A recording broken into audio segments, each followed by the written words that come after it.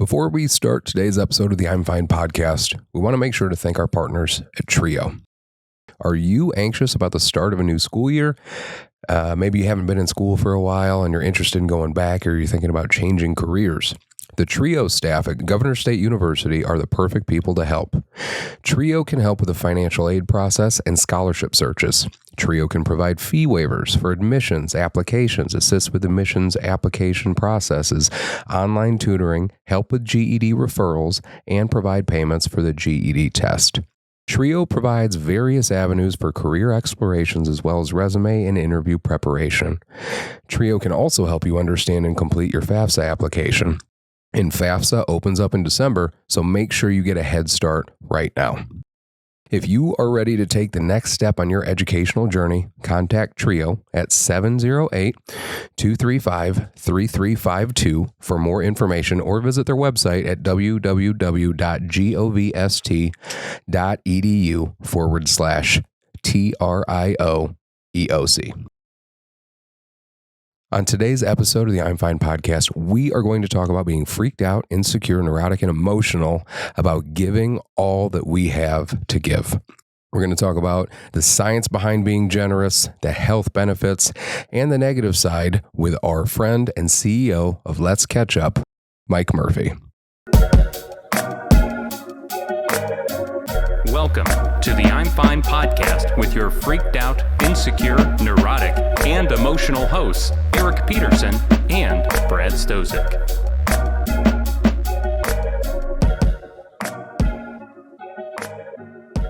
This time change. I didn't say anything to you yet, but this time change is really fucking with me, man. It's really hard for me right now. I feel like it's like way later than it is, and I really appreciate you coming out here, because you told me, you were like, dude, you said you go to bed pretty early, so I appreciate you being here for this. Old man schedule. Yeah.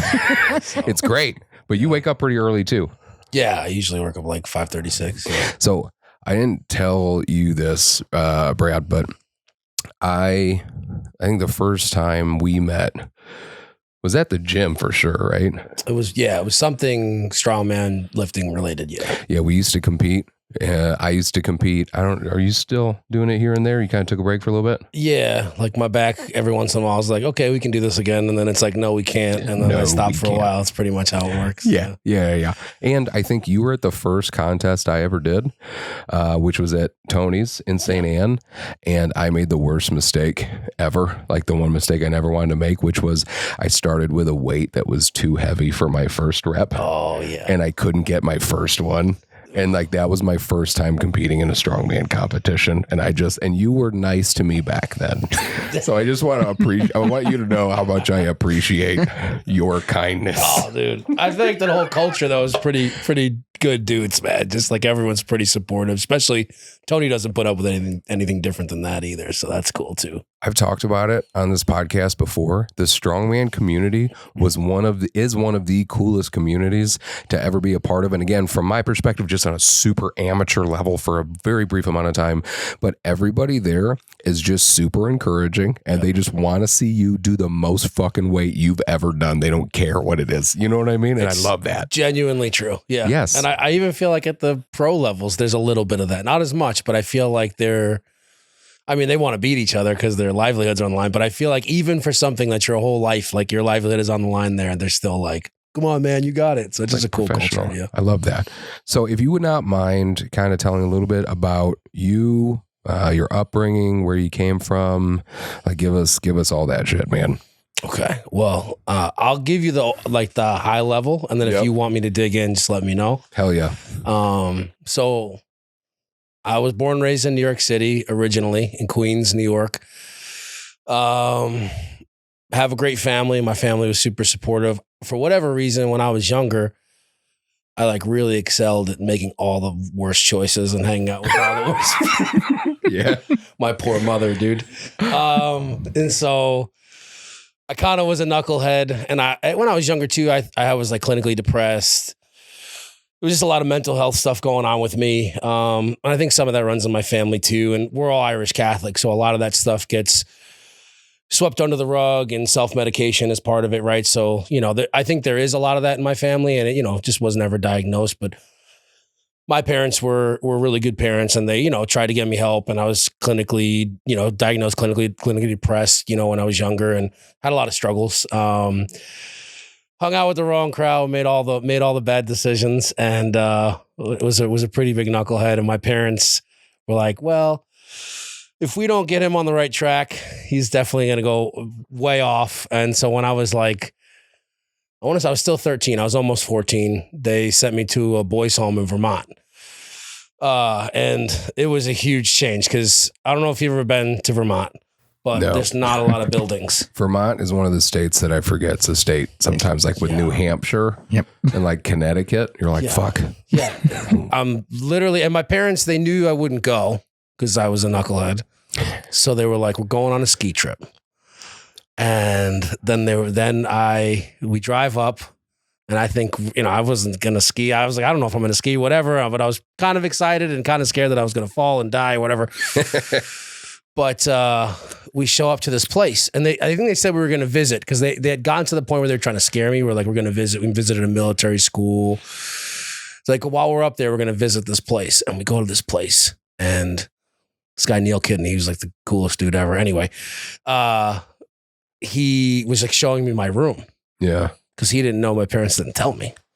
And so it was like, hey, check this is where you're going to be staying. And I'm like starting to peep, like, what's going on? I'm like, wait a minute, what's going on here? So you didn't know, they told you were going skiing. And we're going to visit a school. I think it was like a scare tactic. Oh, shit. Yeah, dude. So we go up, and then, and they honestly, like, in their defense, like, I would not have gone. I would like ran away. I was a knucklehead. So like, this was like, this is what needs to happen. And my parents made the absolute right decision. It's good that you can say that in retrospect. 100%. Looking back, like they were good people. Yeah. I was a knucklehead. They did the right thing.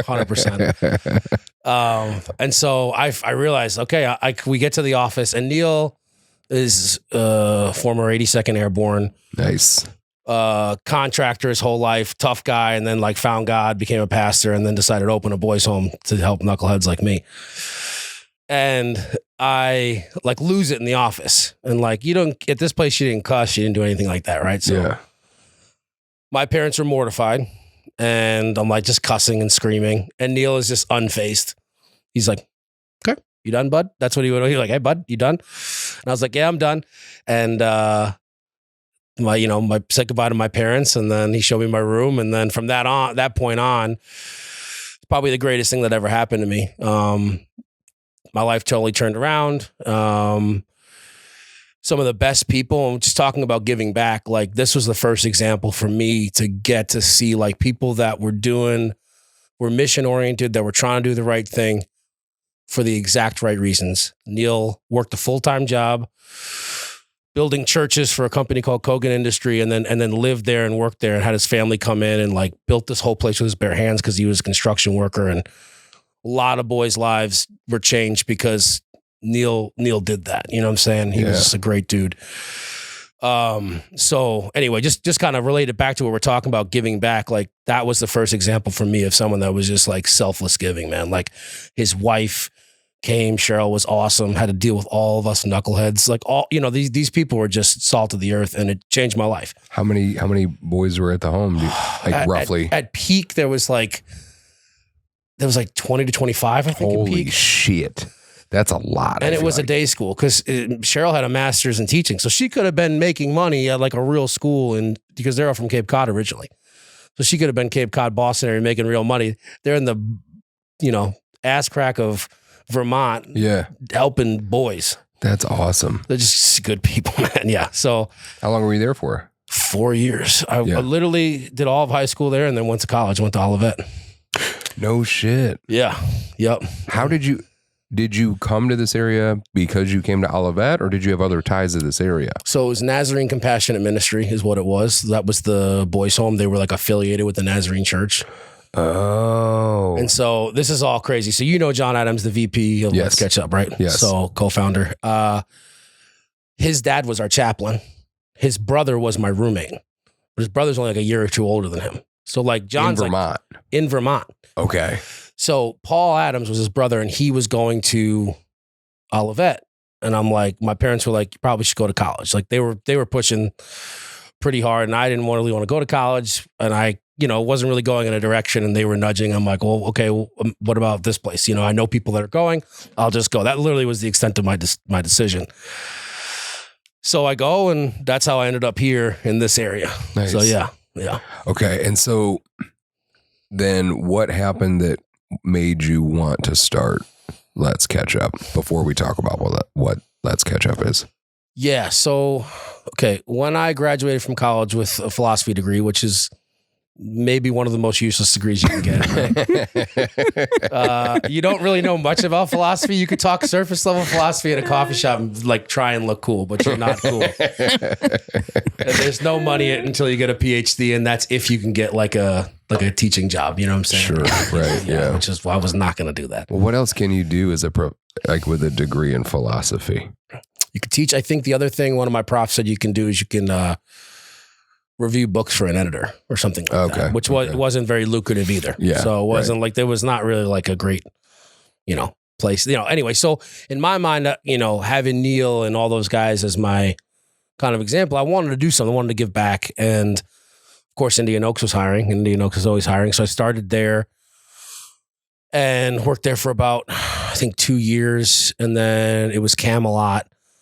And so just to answer your question, like I felt like the job that I was doing was giving back. So I was like living out my values. All right, I'm getting paid, but I'm also like doing something that I think is meaningful and valuable and giving back to the community. Yeah. After working in that field for, I think, just under 8 years between Camelot and, special education and residential mental health stuff, I started, I moved to Applied Systems, which is software, and now like Patra, which is, whatever, business, outsourcing business processes stuff. Yep. So I'm working, I'm like, okay, cool. I'm making a few more dollars, but there's kind of still this hole. And, so like, I'm even talking with you, like, hey man, kind of want to get more involved. Like what stuff I can do. And like, I was like, we're thinking about doing like care packages for veterans or something like that. Yep. We did one of the things with Sleep in Heavenly Peace. So like, really, it was, I was like, even then I was like, Eric, what can I do? Yeah. And so, I was doing little things like that, but it always kind of fizzled out. You know? And so I think I was driving Johnny home. We were hanging out, whatever. I was driving Johnny home one night, and who was the VP, and I was like, dude, let's like, maybe we should do a nonprofit. Like maybe we should start thinking about doing something like that, because the idea that we were thinking was like, let's tie ourselves to something. Like let's remove the choice. Like once we sign our name to this, we're doing it, whether we wake up one morning and we want to or not. Like now we're going to do it. And so we were kind of like, all right, well, let's do it. And so then the next step was like, all right, let's get all of our knucklehead, like crazy friends to do it with us. Right. Yeah. Like, cause that's even cool too. You do good stuff with your friends. Right. So I presented to the group. I think we have a book group. We're a bunch of nerds. That's great. That's a good thing. Okay. Well, we're you're like, all right. Yeah. Whatever. So I remember we read this one time. Steven Pinker wrote a book called Enlightenment Now. It's like one of the changed my life and how I view the world. Maybe the world's not as bad as we all think it is. Nice. One of the things he talks about is humanism, which again is something that is one of the core tenets from a value standpoint. Humanism is like human flourishing. And the question that we asked ourselves in the book group, and that wasn't the whole point of the book. There was a lot of other things, but that was something that stuck out to all of us, right? Yeah. The question we were asking is like, are we aiding in human flourishing? You know what I'm saying? And it's a fancy way. Are you giving back? You know what I'm saying? Are you doing? And I think we all said no. And I think that's when we initially like, we're like, all right, let's go do some care package for, Prince's home. The Prince home, yep. Yeah, there you go. So that conversation was within our group, you know what I'm saying? Like kind of a shared value and a shared idea. And so I kind of like, we sat down, we're like, here's what we think. What do you guys think? They're like, let's do it. So everyone's in, like, we had no idea what we're doing. So me and Johnny was like, we probably should talk to Eric. Which I appreciate. Your group of best friends makes me feel like my group of best friends is pretty shitty for a few different reasons. Reason number one, because you guys read books as a group of friends and then talk about them together, which is a great thing that I've never done. Okay, but in all fairness, most people in your group of friends pretty sure can't read books without pictures in them. There's a lot of Marines. Being totally honest. Yeah, it's a lot of you fucking Marines. So yeah, no. Hey. Just most, like we talk about like Clifford. Like remember that fucking Cat in the Hat book? It was nuts. nuts, dude. Like that's what we fucking talk about. It's my but favorite also book. the fact that you and your group of friends would decide to do this together, and we've had some great conversations in the fucking gym about philosophy and things like that. We've talked about how like happiness is balanced between health and wealth and worth, and it's so hard for so long. You're focusing on the health or the wealth the most, right? And especially like in your younger ages. And then as you get older, you start to feel that worth, even though it seems like you had mentors to look up to, especially at the boys' home and all that other kind of stuff. So you and your group of friends has decided to start this nonprofit. What made you guys choose the mission that you chose? So really it was first off, it's a cool mission. Like generally, I think 6 of the 7 people that worked on the board had worked with youth or kids and seeing kids in similar situations where they maybe, would be in need of maybe getting their school lunch paid for or, getting fed. Ultimately, our mission is to help feed Kankakee County, right? So that was our broad mission. And we were like, well, we don't know anything about nonprofits. What is a good start, right? What's a good place to start that we can help families and students and kids maybe at least pay the bill, right? Maybe we don't provide the food right off the bat, but maybe we can do something that's meaningful that'll help families in our community. So we had this broad goal because we had seen kids in those situations and that was important to solving that problem. And then we were like, well, we all work full time and we know nothing about nonprofits or fundraising. So maybe we should have like an easy model that we, identify an issue in the community and then find the easiest thing to solve in that space and then try and solve it, right? Mm-hmm. So thinking through this, I remember Nick Huffman, I think it was like 2017 or 2018, did this big drive to pay off the student lunch debt in Bradley Elementary or like whatever the remaining balance was at that time. Yeah. I thought that was the coolest thing. Number one, I thought it was just really cool. And then number two, I was like, I didn't even know this was an issue. Right. I didn't even know this was a thing. Yeah. And so I was like, all right, like we have a trusted institution as a school, right? So if we give them money, we know like it's going to go, high odds that it's going to go to the place that it's supposed to go to. Right.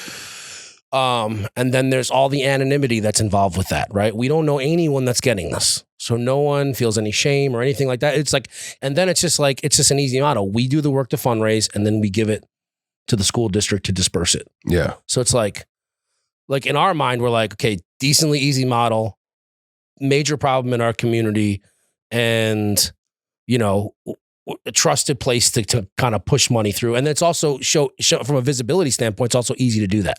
Yeah. Like, hey, remember when you guys saw us at this booth and you gave us money? Here's me with this big dumb check. Right. I'm currently giving that money to the place that I said I was going to give it to. You know what I'm saying? So that was cool too. It's like an easy way to just kind of show that you're seeing where it's going. It's not like an organization where you donate money to and you have no idea where it's going. Yeah. And I'm so that's kind of where the student lunch portion kind of started. So so then what did you guys do after? So you decided, you knew what you wanted to do. You had the problem that you wanted to solve. And then what did you guys do from there? How did you start actually doing it? Yeah. So we literally were like, okay, so like, let's what are booths that we can get? Like that's where we started. Like, let's get in front of people. Mm-hmm. Let's tell them what we're doing. Right. And so it's like, let's see if the farmers market will let us have some stuff. Let's reach out to, any business that will partner with us. And I think the first one that did was Mike Panazzo at New York City Deli. Yep. He's such a good dude. Like he saw, we luckily got an article, Stephanie Markham from the Daily Journal, did an article on us initially about our mission. And then he read it and reached out to us. So one of our 2 first fundraisers was booths at Kankakee Farmers Market and doing an event at New York City Deli. And we were like, we have landed. Yep. You know what I'm saying? Like, oh, we're so cool. Yeah. So. Well, but you should think that way because it's so exciting because it's all so new and you're taking your first steps and that's everything. Like that's the most important thing is being able to take those initial steps. So like, I think that's why there's something to be said about how much fun it is to like start a business or start a nonprofit. Like there is a lot of that, and you're all doing it together. You're all like ready and fucking hungry because you figured out what it was you wanted to do, the problem you wanted to solve, and you want to get some shit done, and then you're just going. So that's fucking awesome. Yeah, and so that's kind of where we started, and then it really just became like, all right, let's just search for booths. Let's just like literally search for places to let people know what we're doing, possibly elicit a few dollars. And then, we had some social media stuff where people, at least in the beginning, were giving some money. And, we had the initial goal, our kind of pilot fundraiser was with Bourbon Elementary because my wife works there. Mm-hmm.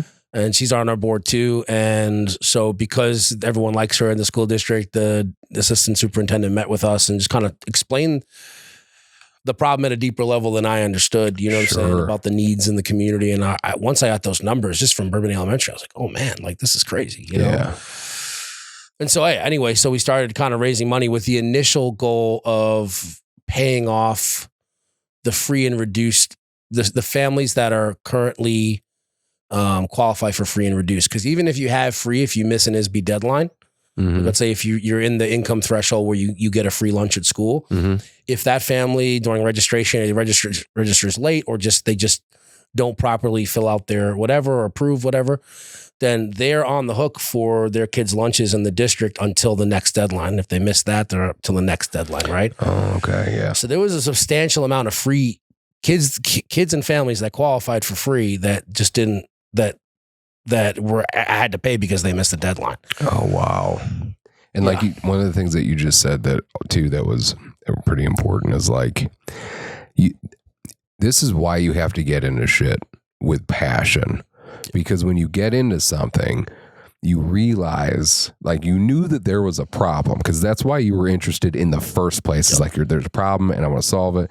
And then you start seeing it for like what it really is. That problem starts really evolving and you're like, there's all these sides to it that you had no idea about. Yeah. And it's just, that's why you have to be so passionate about what it is you're doing, because those are the things that would stop a lot of other people.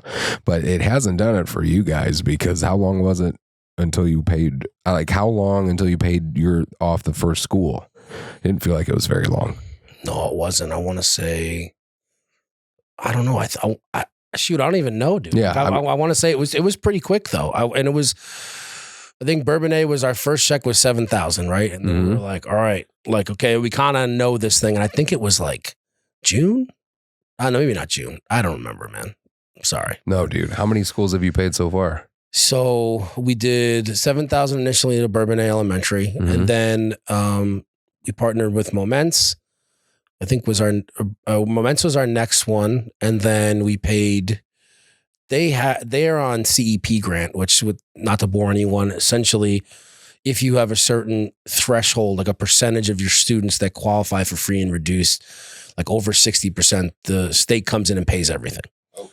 Right? And so Moments already had that, but they had $3,000 in a backlog of debt. That was like before they qualified, before they jumped on the CEP program, that was the amount. So we're like, so then the next thing we did was pay off $3,000 there. And so we just canceled the backlog of debt, and then the state's covering their stuff into the future. So like Moments is good on student lunch then. So then we realized, okay, like we're doing well, like let's branch out to a couple other districts. So we reached out to Bradley Elementary, talked with them, and I think you hooked us up with Dr. Glenn in Mantino. Yep. And then we just did 2 more donations in the last couple months, 3,000 to Bradley and then 3,000 to Mantino. That's amazing. That is so cool. So we were like, like I said, like this is all kind of like, wow, that's a lot of money. Like we're like still kind of like taking it in because we don't even believe it, dude. Like seriously, we're like, this, what? Like, and this is a testament to Kankakee County, dude. Like Kankakee County, like is such a supportive community. Like if you're doing good things for the community and you're for real about it, they have your back, 100%. Yep. I completely agree. Like you got to be real and you have to prove it. But if you prove it to Kankakee County, you're like, all right, what can we do? Oh my God. 100%. So it reinvigorates your like faith in humanity. It does. Like there will be times where it's tested for sure. Yeah. But there's a lot of times where your faith in humanity is restored because you're opened up when you're doing anything with a nonprofit. You're opened up to a whole group of people in your community that you had no idea existed, that are just out there trying to do good shit for people, and they want to be a part of whatever you're doing because it's a good thing. And I love that. And honestly, like if we're talking about the positive mental health benefits of giving back, like I can't tell you, as stressful as it can be sometimes, and I'm sure you both know what that's like working with that.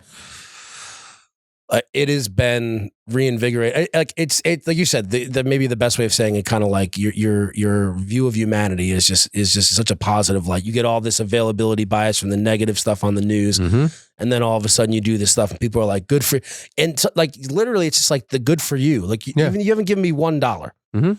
Like they're just pumped that you're doing it. You know what I'm saying? It's like just positive feedback. You're like, cool, man. These people care. You know, it's like, and it really is like a positive thing for your mental health and how you view the world, especially with all the bad news out there. I was honored when you guys talked to me about it because I know you were just reaching out to some people and getting opinions on things, and I was honored that you guys reached out to me because you thought that I knew what the fuck I was doing. And I told you that, and like most of what I told you, if not all, was just don't do these things because I did these things and I made mistakes, and here are all the places I made mistakes. And with your organization, it's so easy to be about it. Like I look at your organization the same as I look at like Sleep in Heavenly Peace. They build beds for kids who don't have beds. Who the fuck is against that? I'm in. Who's against that? Where do I sign? Yeah. You're paying off kids' lunch. You're paying off student lunch debt. Like who's against that? You know what I mean? Like it's great. And it's such a cool thing that you're doing. Do you think that like younger you ever would have thought you'd be doing shit like this when you were in the boys' home? Absolutely not. No.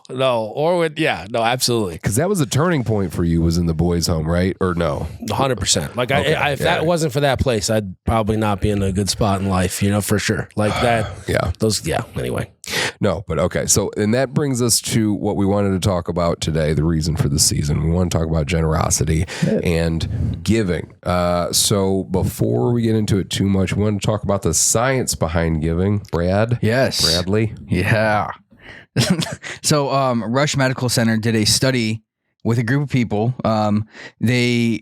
They would give to people, and they gave them MRIs, and the mesolimbic system, which is the portion of the brain that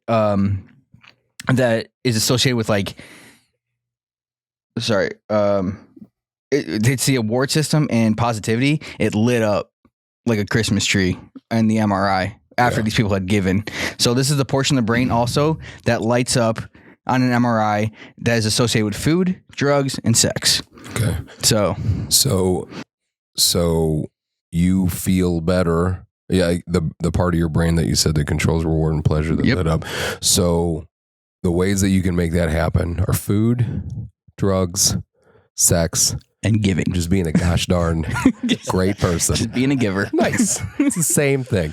I love that. I checked something out on health.clevelandclinic.org. According to this article I found, it said, as you help someone or give a gift, your brain secretes the feel-good chemicals such as serotonin, which regulates your mood, dopamine, which gives you a sense of pleasure, oxytocin, which creates a sense of connection with others.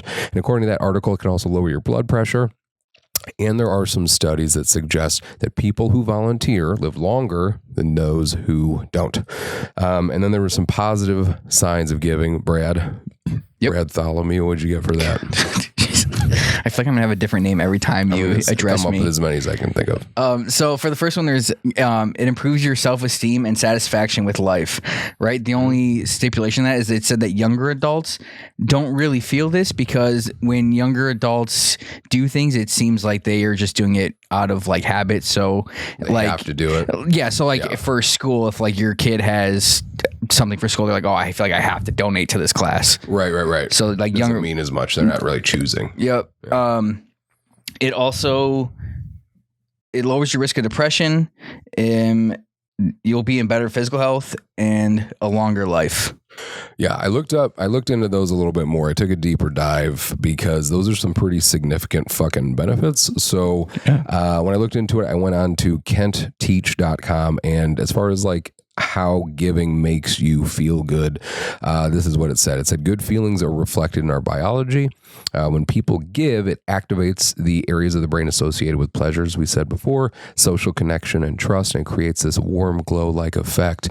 This was evident in Michael Norton's study. Michael Norton was a Harvard Business School professor, where he found that participants' spirits were lifted more through giving money to someone else despite their predictions where they thought they would feel better receiving. So I actually looked into this study that was referenced in this article. Like it said, so Michael Norton, Harvard Business School professor, he did this study to see, it was multiple studies to see how people would feel giving and receiving when it comes to like money and shit like that.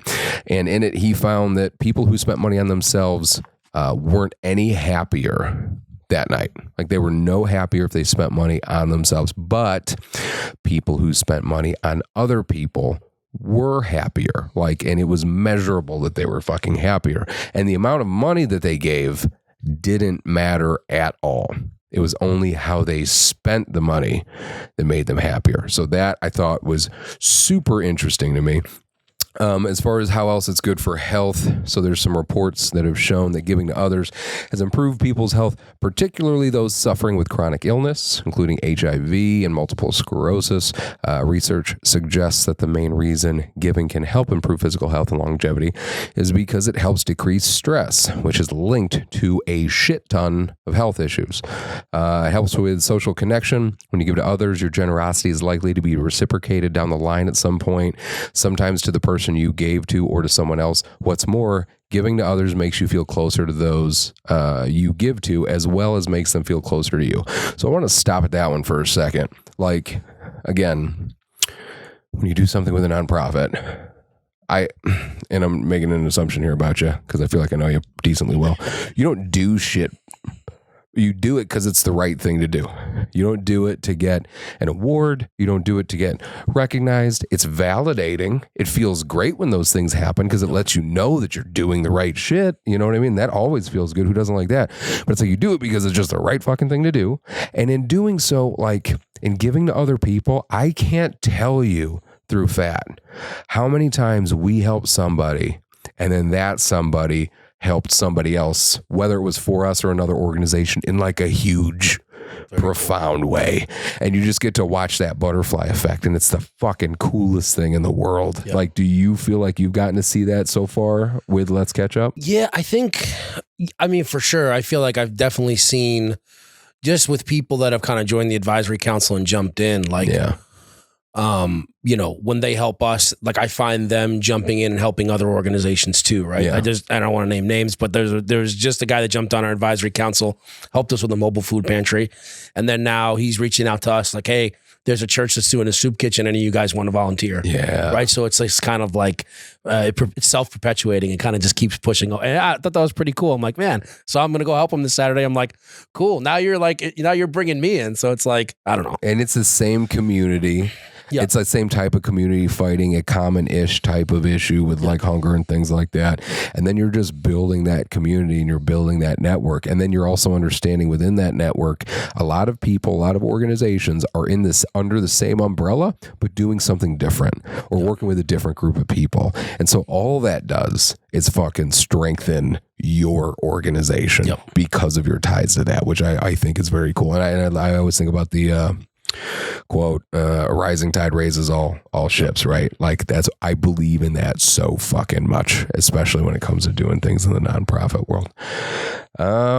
Next one, according to that same article, it evokes gratitude. So giving can be a way of expressing gratitude or instilling gratitude, whether you are on the giving or receiving end. This gratitude is essential to happiness, health, and social bonds. For example, when you express gratitude in words and actions, you boost other people's positivity as well as your own. Cultivating this gratitude in everyday life is one of the keys to increasing personal happiness, which is suggested by happiness researcher Barbara Fredrickson. which has to be the coolest fucking job ever. Like, I'm a happiness researcher. Like, I'm just watching cat videos all fucking day and doing nothing else. Yeah, I mean, I agree with all that. Obviously, when people thank you for things, you know what I mean? You feel pretty fucking good. So, I mean, all that made sense to me. The last one on this article is giving is contagious. So when you give to others, this can create a ripple effect, kind of like we were talking about, and encourage others to do the same, consequently increasing generosity throughout our community.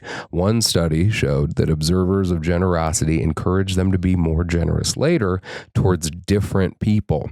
As a result, each person in a network can influence dozens or even hundreds of people, some of whom he or she has not even met yet. Like, yeah, because it's the same can be said on both ends of the spectrum. If you're an asshole and you're just being a dick to people, you're just ruining people's days, and then they're ruining other people's days. And like, you know what I mean? Like, you can see that happen too. But it's like, yes, when you are giving and other people see that you are doing something for the right reasons, like we were just talking about, I don't even know if we were recording. Yeah, I think we were recording. We were just talking about Kankakee County, just like really coming out to support, you know what I mean? And I don't know, it's part of that because giving is contagious, sure. But a lot of that's probably just because it's the type of community that we live in. You know what I mean? Yeah. Brad, what are some other benefits you got? Yeah. So according to EF.com, some other benefits to giving, you get to know your community and like meet new people, know its citizens. And you have the ability to discover a new passion or interest that you didn't know you had. Yeah, so that's kind of what we were talking about a second ago. Like, I've met so many people because of the nonprofit, because of Project Headspace and Timing, and so many people that I never would have met before. Yep. I might not have known Brad if it wasn't for that.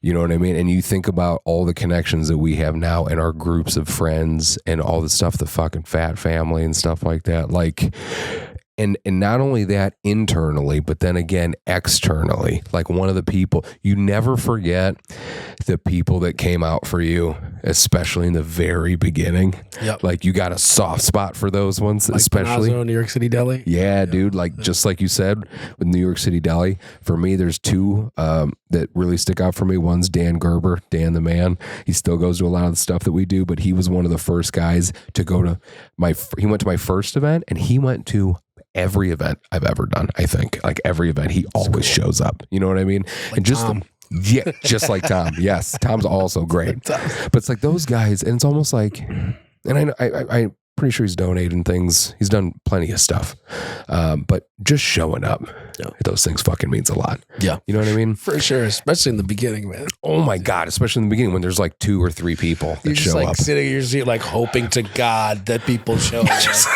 just like We put it on the internet. I'm hoping they show up. You know, like, Sounds like my birthday party.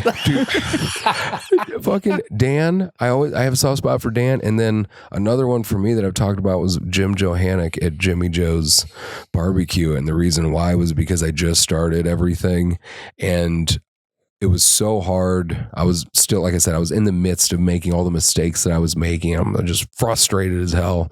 And I had a long day in addition to that. And I pull up in, and I remember this like it was yesterday. And I pull up into my driveway, and I was just in a pissed off mood doing one of those things where you just sit in your car for a couple extra seconds before you go in the house kind of thing. And I got a phone call, and it was Jim. And he was just like, hey, I just want to let you know that there's a golf outing coming up, and I sponsored a hole for you guys.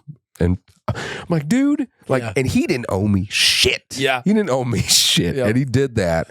And I've told him this before, but like, he doesn't understand how much seeing that support in times where you need it the most.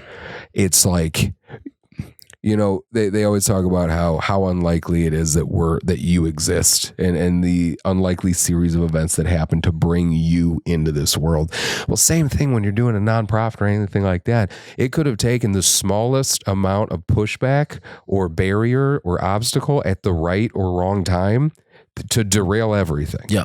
You know what I mean? But because you have so much support, because so many people in the community come out for you, you're like, okay, I can do this. This is worth all the work that I'm doing because I know that I have the support here. Yes. You know what I mean? And because of that, I know I can keep working. Would you agree? Yeah, it's also it's like, and then once they support you, it's also like a little bit like I don't want to let them down. You know what I'm saying? Like I don't want to let anybody down, and not in a bad way. It's like you guys have had my back. It's like, and I've said I'm going to do this thing. So yeah, I love that.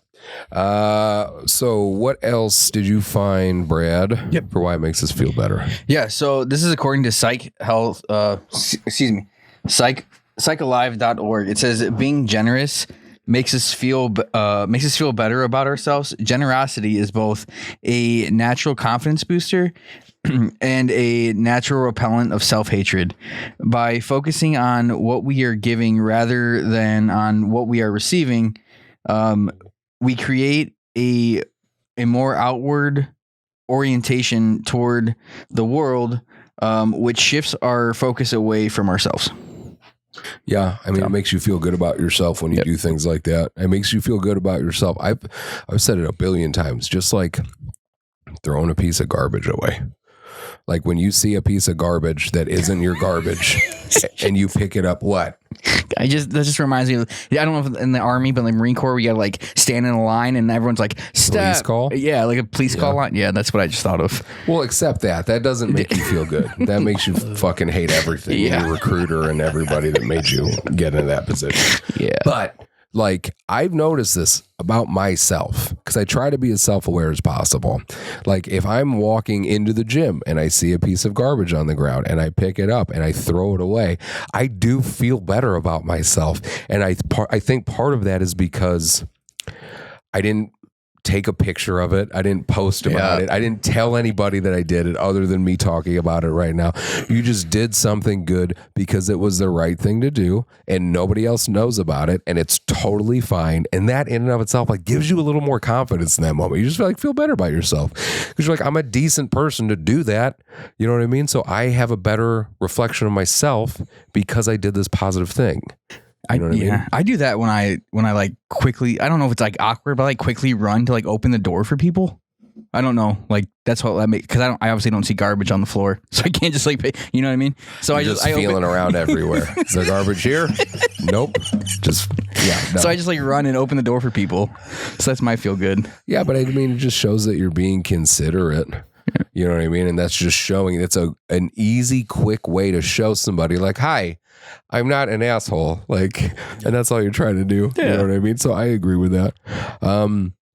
So I wanted to know, and I looked on here, if it's possible to give too much. And I should have known this because I think everybody here is probably guilty of it. But yeah, it is definitely super possible to give way too much. So this is an article I found on psychologytoday.com. And it talks about generous giving and it talks about over giving. So it says generous giving is one thing that implies that you've taken care of your own needs and can then put forth energy towards others. I think that's perfectly explained in what Murphy was saying in the very beginning. Like you were like, hey, we got to this place and we were like, hey, I'm doing okay. I'm making money or whatever. I'm in a place where I feel safer and there's that hole. Like I'm still missing something. Like that's generous. That's exactly what generous giving is. Over giving, on the other hand, is not the ultimate form of selflessness. Instead, it essentially comes from an inability to receive. So that means that you give because you think or hope that it will be appreciated, or because it makes you feel good about yourself, or because you feel morally obligated to. The truth is, if you are unable to take in love, attention, or help from others and accept it completely, then you are giving from an empty heart. Think about some of your relationships. Try to be honest about whether your giving is from a generous place or a depleted one. Generous giving feels light and joyful, and over giving feels burdensome because it's a one-way flow of energy. So like some of those things, I mean, when it talks about overgiving and talking about people that give because they feel like they have to, or be specifically to make themselves feel good, like you see that again a lot in the nonprofit community. I think you you get to know a lot of other nonprofits, and there are so many amazing ones. So many amazing ones that are doing, like we said, they're doing the same kind of stuff you're doing or whatever. And it's just people that are just as driven and just as passionate. But then you also come across people that may not be doing it for the right reasons. Yeah. But, and you and I have had this conversation over a couple of beers, not that long ago, that there are people that do this type of thing and do give, for less than great reasons. But like we were talking about then, at the end of the day, it's like, is the good deed still getting done? Are people still getting a benefit? Because if people are still getting a benefit, then whatever. If this person is doing things specifically to be like, hey, look at me and look at what I'm doing. I mean, you're like, whatever, as long as something good's getting done. As long as they're not being unethical, at the end of the day, I'll just roll my eyes and be like, well, someone's getting fed, someone's needs are getting met. Yes. But I'd rather people be like, I'm about the thing. Yeah. Yeah. It makes you feel better about it. It makes you believe in it more because you know that they're about it, that they're serious about it. When you see somebody, you can tell. Like you can look at people. And I feel like going back to the generous giving thing, like if you really believe it, like you're saying, you're kind of drawing these parallels, but like if you really believe it, like it is energizing. Yes. And there's a point, even if you're about the mission, it could burn you out. Yes. But I think that like for me in certain situations, if I'm doing something, I'm like, man, if I can just get this thing done. Yeah. Like I'm like, I'm pumped to do it. Like, and then once you do it, you're like, heck, dude, this is so cool. So it's stressful. And also I would say like what helps from a nonprofit standpoint from the generous giving is having a good support system, right? So my God, yeah. My wife is on the board. She's the only female on the board. And thank God we have a female on the board. Mm-hmm. And truthfully, the only reason why we didn't bring anybody else is like didn't want to like bring them into this group of knuckleheads and try to like you're be the puppet master. Yeah. Like no one else should be exposed to this. My wife married me. So obviously she's in it. She knows what she's getting into. Yeah. But like in our whole board, like everyone works. So I feel lucky, like, and I'm sure it's the same for you. Like, like our whole board works, man. And they're behind the scenes and they're pumping me up and I'm bouncing ideas off them. Like that's energizing too. Yes. So like, so I feel like it's a mixture of being about the mission and having a good support group. And that helps that generous giving. At least it does for me. Yes. Yeah. I love that. So does there come a point where a nonprofit gets too big, like nationally, where this comes into place where they're just doing it? Like, do you think that happens? Where, you know what I'm saying? I'll give you my opinion and then see what Murphy thinks. But like, my opinion is I don't think it necessarily matters so much on the size. It matters on the quality of what's getting done. And I think if you are like a nonprofit or charity and you have to get to the place, which is a business thing where like you're starting to focus on numbers more, it's hard. I'm not saying that's the wrong thing because I understand like a nonprofit's a business. You got to run it as a fucking business. I get it. Like that's how it is. But when you just start looking at whatever that goal is, whatever that your mission was, and now it's just like numbers, like, okay, there's 5, 6, these numbers are lower. These need to be higher. Or these numbers, blah, blah, blah, blah, blah. Then I think it starts changing things a little bit. And I think that maybe it starts to turn into this a little bit. But again, I'm not saying, because at the end of the day, if you're doing the right thing and people are benefiting from it, then people are benefiting from it. So I don't know, man. That's kind of tough. What do you think on that, Murphy? I think that like you're 100% right. Like scaling requires that level of like looking at the numbers at like a really minute level. Yeah. Just being like, all right, we need to do this. And this is our strategic goals. Right. So I realize that is an absolute necessity. But I also think one of the ways that me like 11 months into being in a nonprofit. So take this with a grain of salt, but it's been trial by fire. I mean, you guys have been fast and furious, you know what I mean? Yeah. But I'm just saying like, I'm talking like, I've done this, but anyway, like, in my mind, like it feels like you need to insert yourself every once in a while, even if you are doing the high level thinking in the thing that you're doing. So like, just to give you an example, we did a mobile food pantry at Hopkins, last weekend, right? November 11th. Yeah, it was on Veterans Day. Last weekend. Yeah. And it was, and I know I'm not trying to sound cliche. Like I really, truly mean this. Like when you see grandma in the front seat and 2 baby seats in the back, and you're just shoving food in the back of that car, and you know grandma's taking care of those kids, you're like, this is freaking cool, man. How do you not feel great about that? No, but You know what I mean? it's Like, also yes. like, yeah, I'm doing administrative stuff that's annoying. The board's doing administrative stuff that's annoying. We're Right. thinking about numbers, which is annoying. Right. But like, I feel like you have to insert yourself every once in a Yes. while. If you we're small, like all of us have to insert ourselves all the time. But I feel like that is the energizing thing. That's what reminds you of That's a why really the good heck you're point. there. You know what I'm saying? So like, I'm sure it's the same with you guys when you have events and you see veterans that have really struggled, and now they're the ones helping the veterans that are struggling. Like, and you're there and you're watching and you're helping. You're like, dude, this is why I'm here. Yes. Yes, I have to look at these numbers, but this is freaking cool. You know? Yes. So, That's a I'm good getting a point. little pumped up, but sorry. You know, No, whatever. don't. That's a good point that I didn't think about, which is that, like, yeah, because again, we're also small enough where we're all like going, you know what I mean? So it's like nobody is strictly behind a computer, not, you know, being in the trenches, dealing with everything. And yes, you know, but I mean, even still, there are, you know, plenty of times where we have to do all the computer work and all the traveling to going to wherever we're going, and that stuff wears on you. Excuse me. But like you said, when you have those like breakthrough moments, Yeah. you know, and you get that dopamine dump or whatever Yeah. it is, because, and I actually talked to my therapist about this because I asked her, like, I was having this like philosophical dilemma because I'm just like, am I selfish? Because what I said to her was, when I do these things, it makes me feel good. Yeah. I feel great when I do these things. When we help somebody with anything, you feel good about yourself.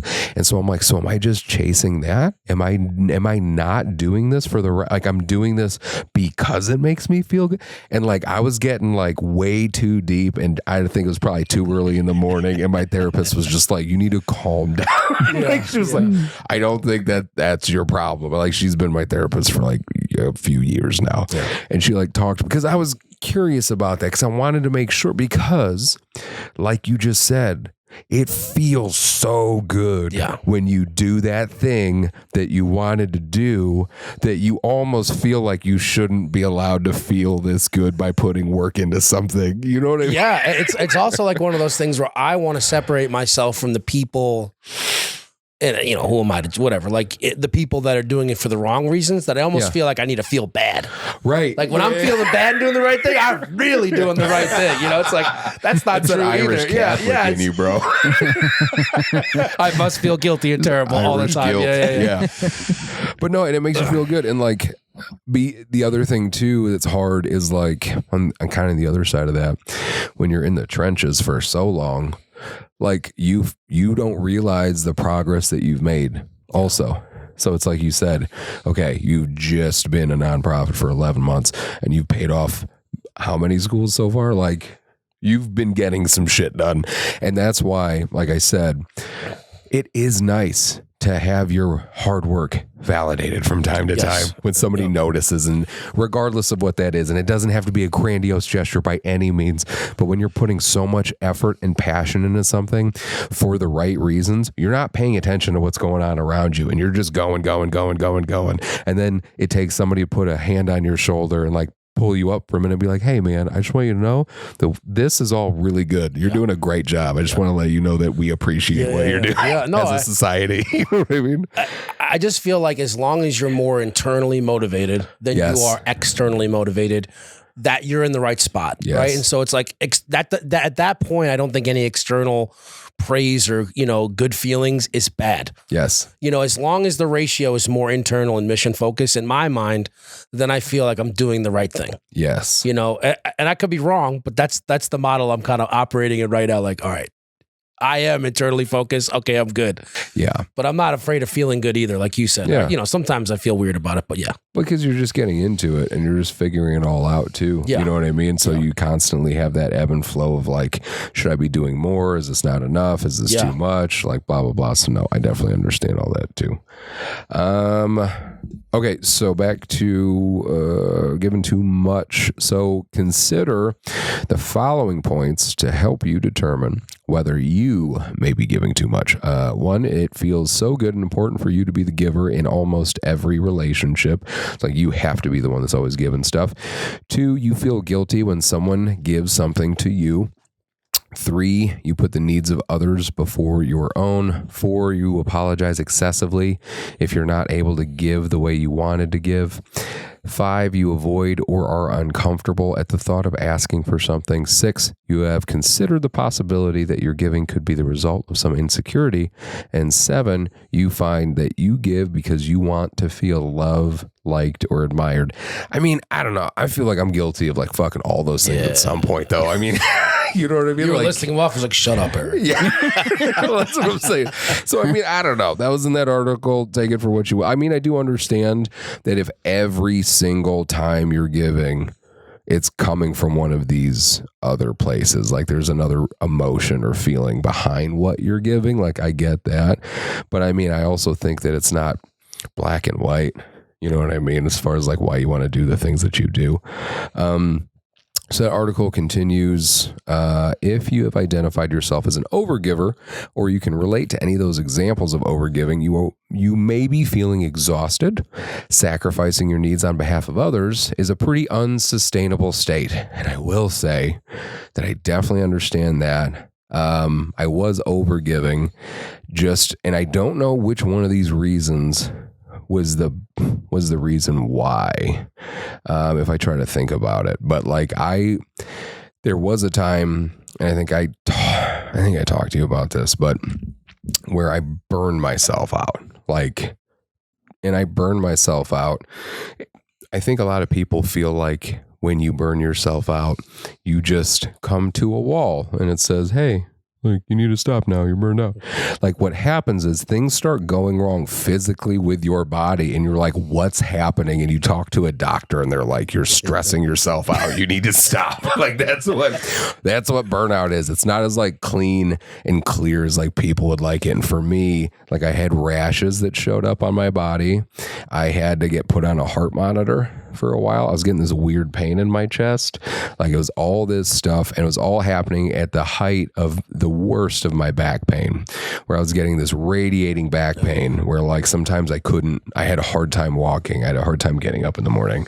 And so like there was so much stress, and I just kept pushing because internally I just kept telling myself, I can do it. I can do whatever the fuck I want. Like, I'm going to keep pushing. Nobody's going to tell me shit. And then your body's just like, stop. And it took a doctor telling me that like I needed to fucking chill. So, I mean, like I said, I told you before, just be very careful of pouring yourself into that. Yeah. And that's why it's so important to have that group, like you said. Like, have a group of people. And I have that.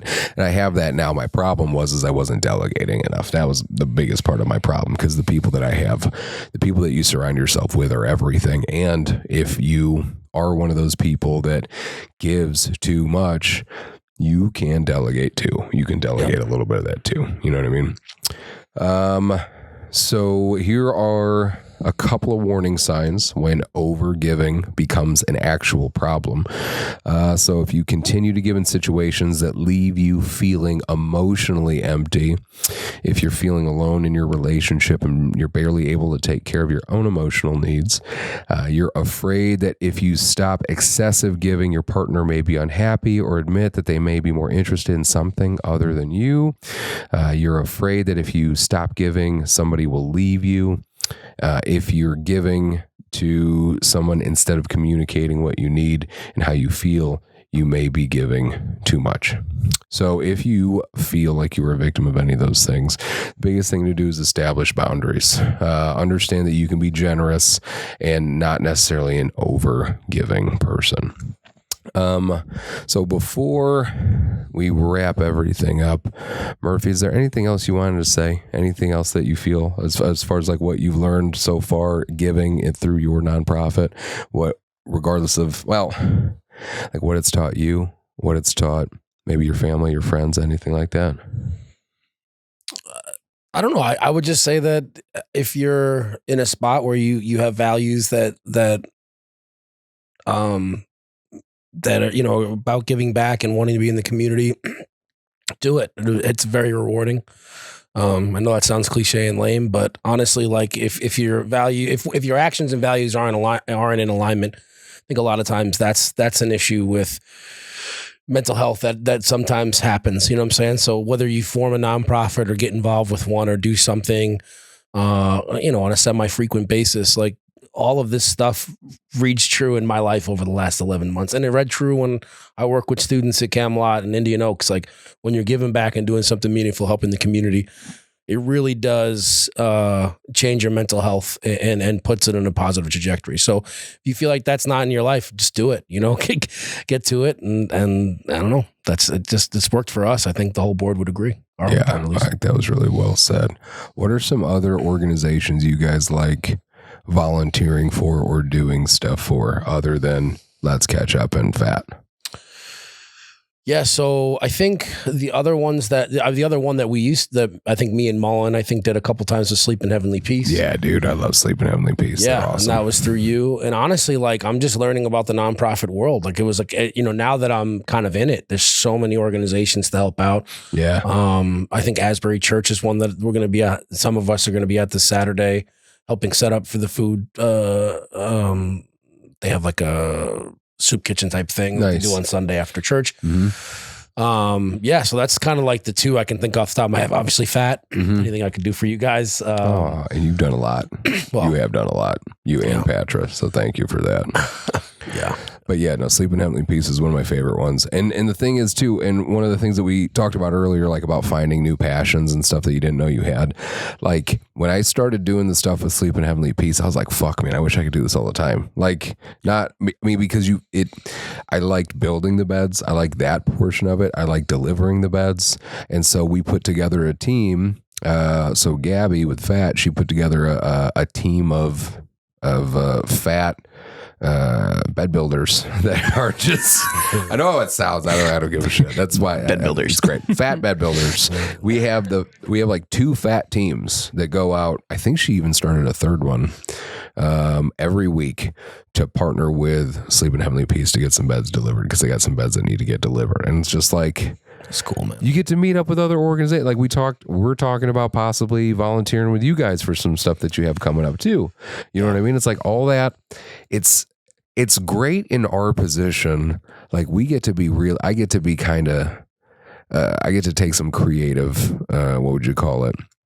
I don't know. I don't know what I'm trying to say. I get to make some leaps here because with F.I.N.E, we want veterans to be a part of their communities again and find out what those passions are. So it's almost like cheating because I just get to link up with all these other nonprofits and do what they're doing and bring other veterans to go do it. We're like, fuck, this is awesome. Like, we're just having fun building beds or doing something for Let's Ketchup or like whatever. So you almost feel like it's cheating. But Let's Ketchup or Sleep in Heavenly Peace is probably one of my favorite ones. And then Don Ball over at Buddy Check too. Buddy Check's a really solid one. They never really need much from us, but we like to volunteer at some of their golf outings and stuff. I mean, Brad, what about you? You got any that you like to volunteer for or any organizations that you like to be a part of outside of what we already talked about, outside like F.I.N.E? I think my favorite thing, I mean, it's F.I.N.E, but I really like the Days with Dads. I really enjoy that a lot. Cool. Days with Dads was cool as shit. Yeah, that's probably my favorite thing that I do. And you talk about, again, like Murphy said earlier, getting into something, knowing that there's like an issue of some kind, but then you get into it, and the more you get into it, you're like, holy shit. Yeah. Like you and I were working the same table. Yeah. And we were doing science experiments with kids for like 7 nonstop hours. Oh, dude, it was just constant barrage. We had a of ball children. of slime. It had to have been at least 20 pounds. And oh my God, we were building slime, and this thing was so gross by the end of it because every kid was just building slime and throwing it into our fucking thing that we made. It was so gross.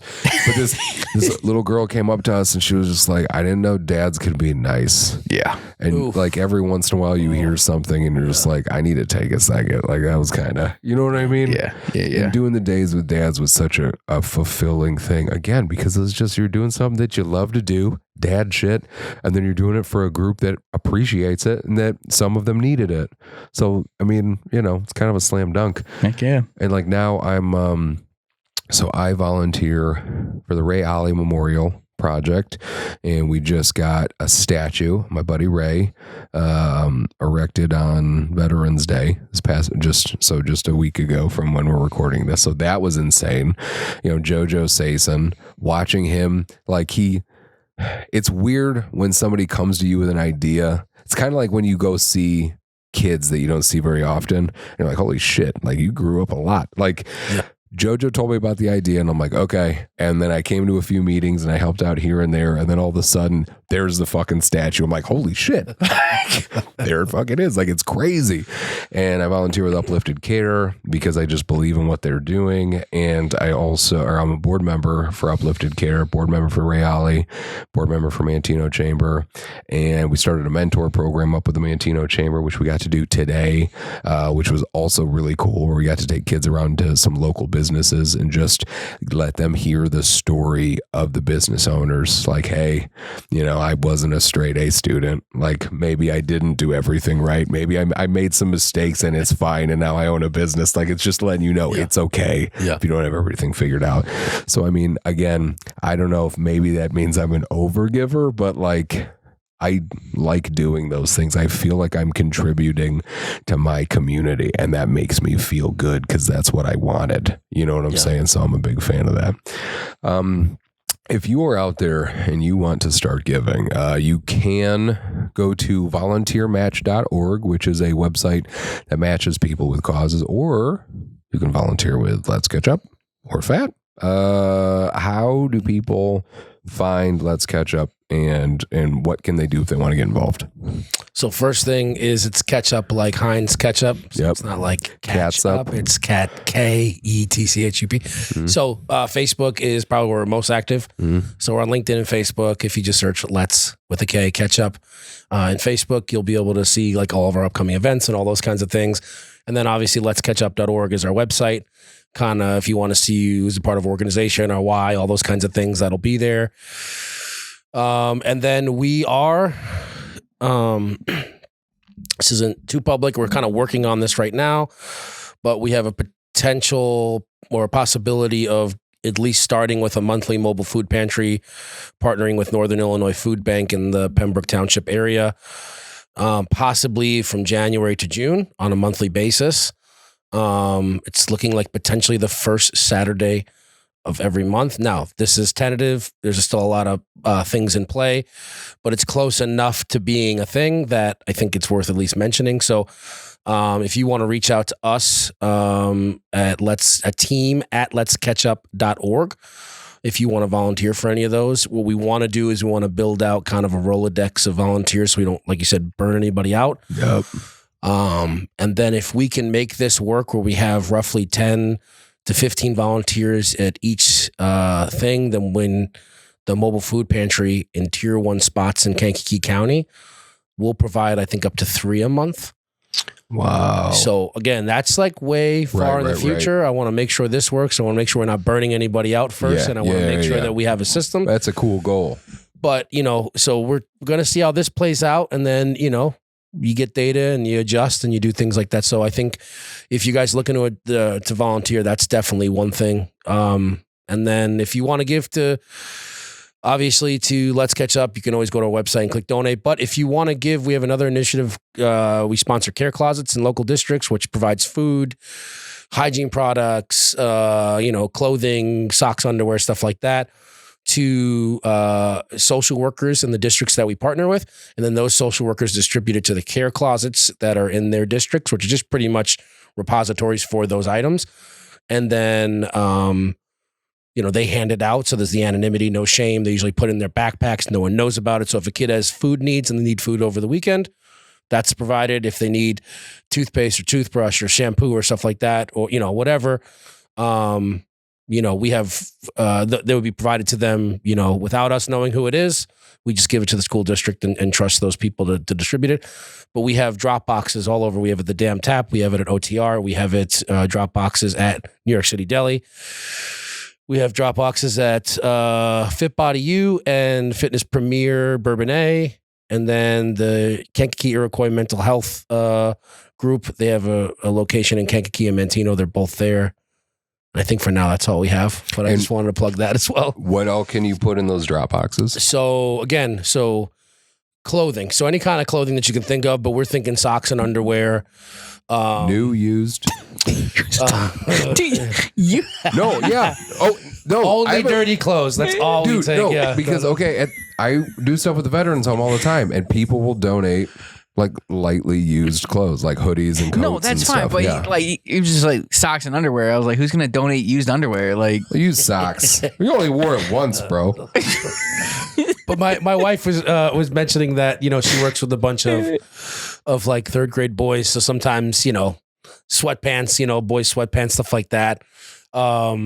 You know, used, maybe not used Lightly underwear. used. Lightly used. Lightly used sweatpants, but maybe not lightly used underwear. That's Is fair, that a I fair guess. I suppose. compromise right there? Fucking Pussies. you've not lived until you wore another man's underwears. things were tough when we were kids, bro. Okay, so new clothes for the most part. Yeah. Hygiene items. Hygiene items, and then non-perishable food that social workers can throw in kids' backpack over the weekend. If maybe they don't have as much food at home, they can just throw it in. They have something to eat throughout the weekend, and that does happen. Trust me. Like when I worked at Camelot, there was a lot of sad stories where we were just shoving granola bars in kids' backpacks. You know, like, dude, you get you for this weekend, man. I got you. See, again, it's like doing the stuff with Sleep in Heavenly Peace. You don't know it's a problem. Sometimes you didn't know. Like when you told me about what you guys were doing, like you said earlier, I didn't know that it was a fucking problem. I had no idea until you told me about it. You know what I mean? Yeah. And there's so many problems like that where you don't understand how big of a problem something is just because you're lucky, you're just not in that community, you're not in that problem, you're not whatever it is. But like, in some of the beds that like we would deliver with Sleep in Heavenly Peace, you're like, man. Yeah. Like, is there more we can do? Do you need anything else? Yeah. You know what I mean? So it's very cool that you guys are branching out and doing this and doing the care closets too. You know what I mean? Yeah, so are there... That was my wife's idea, so I can't take credit for that. But yeah. Well, are there any other events coming up for Let's Catch Up? Any fundraising? Anything that's coming up before the end of the year? Okay, so Bradley PTO has a fair coming up. My wife makes earrings and then she sells them, and all the profits go to Let's Catch Up. Nice. She does it all herself because I'm terrible at that stuff. I would just break all the earrings. So she literally buys it at a huge bulk rate and then makes everything. So it's super cheap, and then it's only $5 an earring. They're all holiday themed. So we'll be at the Bradley PTO from 9 to 2. Craft fair. I don't know exactly where it is, but if you look it up on Facebook, I'm sure you find it. And then we have our Christmas tree is going to be in the mall. There's a Christmas tree thing at the mall. Yep. And I think we have January 17th will be at Culver's, and I think I'm sure there's something I'm missing. Yeah, it's okay. Yeah, there's always other things. Yeah. There's always a billion things going on at once. Yeah. But like you said, all that can be found at your website. Yeah, or Let's Catch Up on Facebook. Let's just search Let's Catch Up, and most of that stuff's there. My wife uses a monthly calendar on there to let you know what's coming up. I love that. That's a good idea. She does all the social media. She's a Canva genius. Well, okay. Well, thank you very much again, man, just for taking the time to come on here. It means a lot. We love what you guys are doing. We're following what you guys are doing, and it's just really cool to get to watch you guys grow and be able to take care of more schools, more student lunch debt. It's fucking amazing what you're doing, man. So thank you for that. Bradley, what do you have anything else about giving, man? Anything else you wanted to share? Any hopes, dreams, anything? No, man, I'm good. You with your fucking brand new underwear. No, I'm just. I wasn't. Listen, it was just the underwear. I hope that you. That's fine. Little fucking Lord Fauntleroy over here. That's fine. I hope you enjoyed this episode. I hope you get a chance to listen to it before Thanksgiving and get into the holiday spirit a little bit more. Please make sure you check out Let's Catch Up on their Facebook page. And is it letscatchup.org? Letscatchup.org is the website. Yep. And letscatchup.org, and we'll have links for that in the notes as well. So until then, we hope that we helped you go from being freaked out, insecure, neurotic, and emotional to truly being fine. Thank you again for listening, and take care.